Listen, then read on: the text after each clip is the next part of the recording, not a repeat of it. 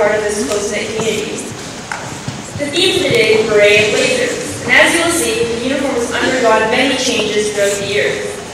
But whether it is a uniform from 50 years ago, the uniform today, or the uniform in 50 years to come, the meaning behind it will hopefully stay the same for every young woman. I like wearing my work house too, because it makes me feel like I'm part of a big family.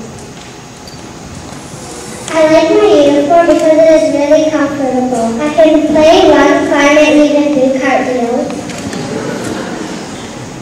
I look up to the older girls at your house. Wearing my uniform makes me feel like we are all related, like having 600 sisters. I feel so fortunate to wear this uniform and be a member of this amazing school. I know this uniform means I can be true to myself and I accept the unique person I am. Wearing my uniform makes me feel the same as all my friends. We are all equal and all part of your house. Wearing my athletic gear, I feel just like a tiger, strong and determined not to give up. Could we tell you about what we wore 60 years ago? Now we really are old girls. We were born before Scotch tape and television. Marty and I love being Yorkies, but our 1950s uniforms presented a few challenges. York House was my home away from home. I was a boarder, which meant I had to wear the full uniform every time I left the school grounds. I was required to wear a blazer, beret, with the crest showing, school scarf, and gloves, always gloves. I was told I was representing the school. I was a day girl, and wearing the beret was a challenge. We had to wear it when we went to school, we had to wear it when we came home from school. It was supposed to be pulled on when we arrived home from school.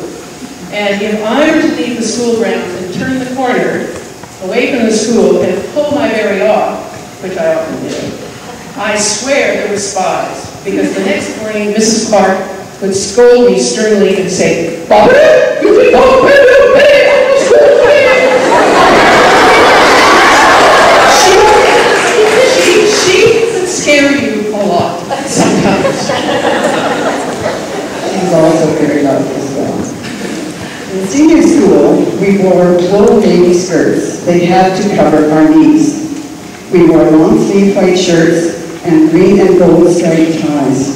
And you know, I can still tie my tie. We wore black Oxfords, which had to be polished regularly, and thick black cotton stockings that were held up by a garter belt. That was the winter fashion statement. In summer, we wore bulky white cotton dresses with green and gold belts around our waist.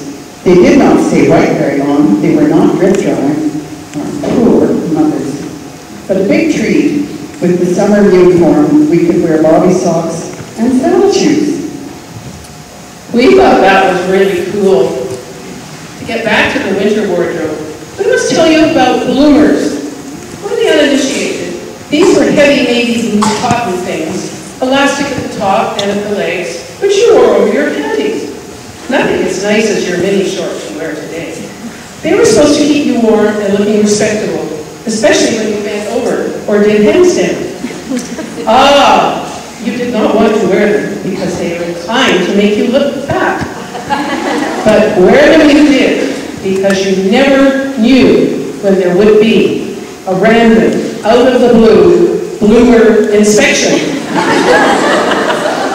We never knew when it would hit. We might be lining up for assembly, and suddenly, one by one, we were ordered to bend over to reveal if they were there. And if not, that is the truth. If not, it might be a detention.